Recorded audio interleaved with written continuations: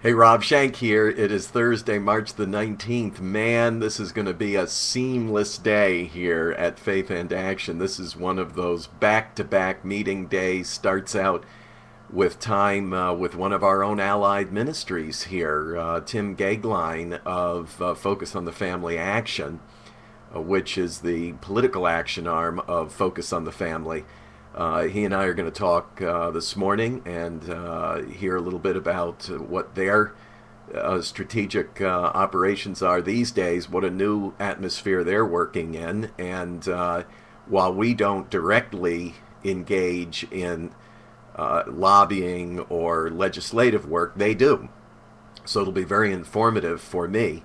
And then we just kind of roll over into a whole bunch of other things, including I have a meeting this afternoon with one of the officials from the Salvation Army here, the Washington, D.C. headquarters, which I think is their national headquarters. Usually I get a briefing before the meeting, so I haven't got my briefing yet. I'm not entirely sure of what the agenda is for this meeting, but I am a huge fan of the Salvation Army. I just think they're one of America's great charities, and not only America's, but of the world.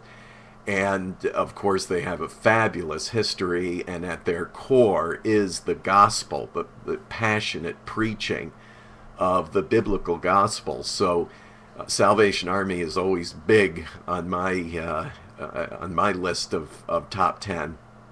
And so I'm looking forward to the meeting with them, although I'm not entirely sure what it's about.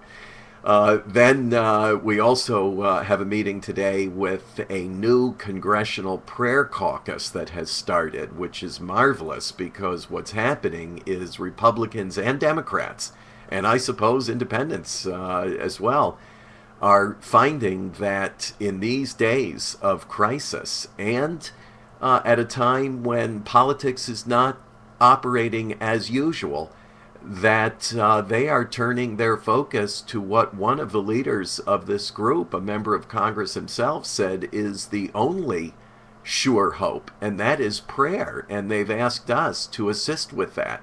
So we're going to be talking with their leadership structure today. And then we have a reception with members of Congress, Christian members of Congress today, and a whole bunch of stuff in between. So a very big, jam-packed day. And we're also talking to the White House today about a meeting with the Office of Faith-Based Initiatives and Community Partnerships.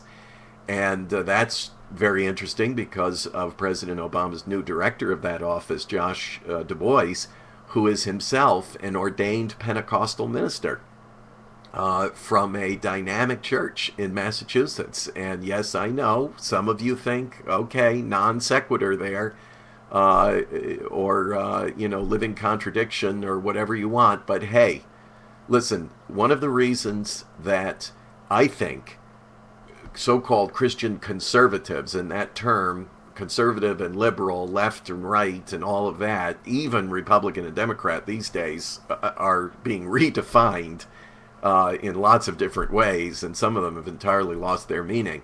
But for lack of a better term, I'll say that in many ways, the reason that Christian conservatives have lost credibility is because when the opposition does something right, or at least says the right things, we're slow to compliment or give them credit for that. Well, I'm finding some stuff that's really good here, and I've quoted President Obama recently on his statement that marriage is reserved for a man and a woman. Hey, I got to applaud that, and I'm using it. And I'm complimenting him on it, and in fact using it to reinforce our argument that the sanctity of marriage requires that it be reserved for a man and a woman exclusively. So all that plus work on this year's upcoming National Bible Reading Marathon. The U.S. Capitol Bible Reading Marathon takes place on the West Plaza of the U.S. Capitol this year for the first time in a very long time, on the very steps where the president is inaugurated. That's significant. But we also have significant problems with it, so please pray about that. Well, that's all I have time for checking in with you today. Listen, I can't thank you enough for your friendship, for your prayers, for your generous financial support, for your partnership in so many ways. We absolutely could not do this alone. If it weren't for you being obedient to what God has called you to do, we could not be obedient to what God has called us to do here. So many, many heartfelt thanks. We're grateful to the Lord and to you for it. Check in with you again tomorrow. See you then.